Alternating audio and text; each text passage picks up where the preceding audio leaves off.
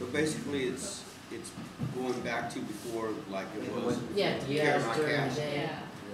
But they take the money out, but it's basically the same as before care not cash. So a couple of things are going to happen. So first, let me just introduce myself. I see a few new faces. So my name is Leslie Benedict, and I'm the program director of Multi-Service Center South. And I thank you all for being here today. Wayne Garnett is the operations manager, and we have Alonso Bolix in the back, who's the swing shift supervisor. So let me just say a couple things following up on that. The city is moving to changing the shelter system on July 1st. There is a model that has been presented to the service providers, and service providers have been able to apply towards the model that was presented. And so by now they have, in the city, I'm talking about Human Service Agency, which is the agency that funds this facility. By now they have selected service providers who will continue operating by July 1st. What has not happened yet is the negotiations as far as, you know, this model that Wayne just mentioned, which is a model that operates Episcopal Sanctuary, which is on 8th and Howard. On 8th and Howard, next door in this facility. Those are the three big shelters. And so what's going to happen, this 24-hour access is going to be reduced to 15 hours on particular areas, particular floors. Okay, 15 hours. So what I would say to all of you is that this is a model that it's being presented to service providers from the city. But for instance, today there were a couple of things that happened, and one of them is that there was a rally at City Hall.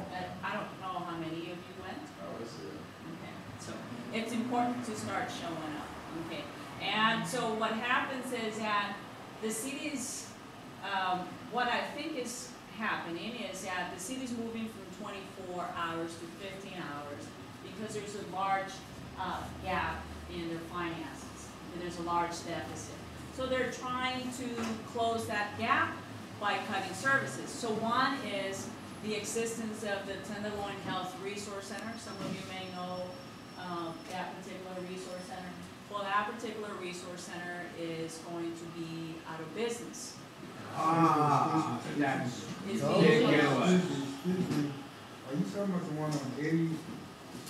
I don't have the exact location. It's called it's the former TARC.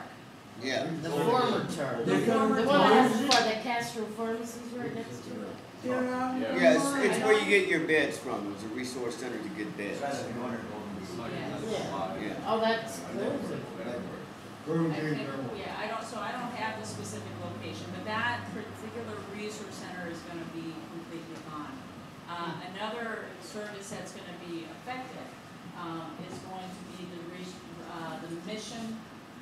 Mission Resource Center, the one on Cap Street near 6th Street, 16th. Yeah. What's going to happen there is they're going to continue open, but approximately 18% of their funding is being cut.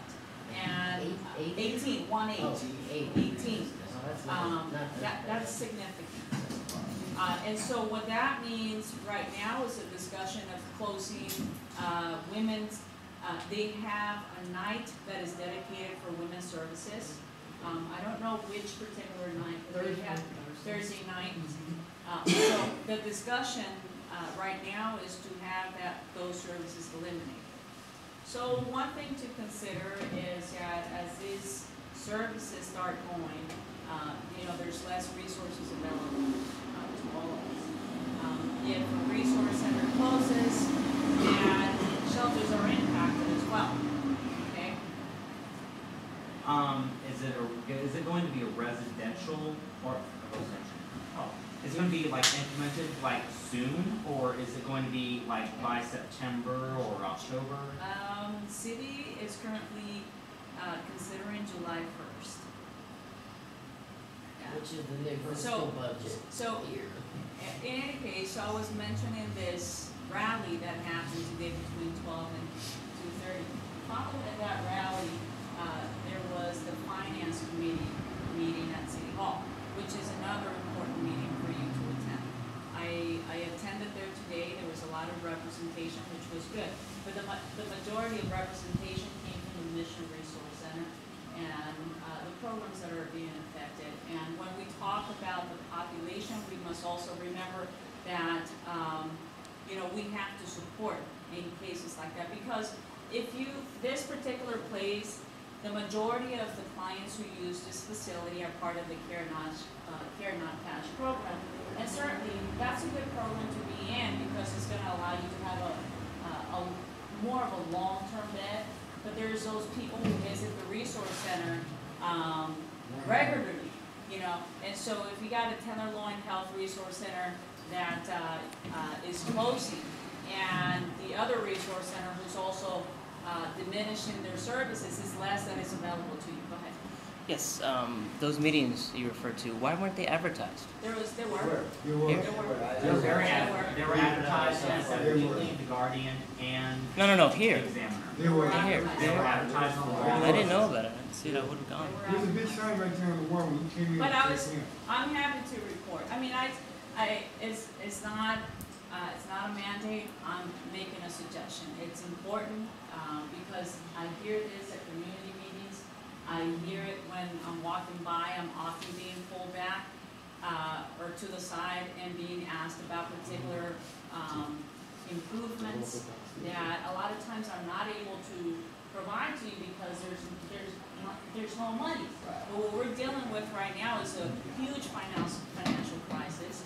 And the gentleman that, the executive director for Human Service Agency was there today, and he presented, I'll just let you in a little bit what happened there.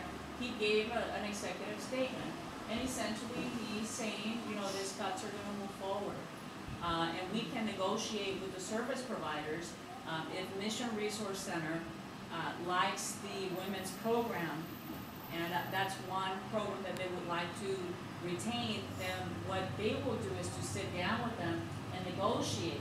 Okay, you can keep this program, but you're gonna have to look at your entire center to see what other areas you wanna cut.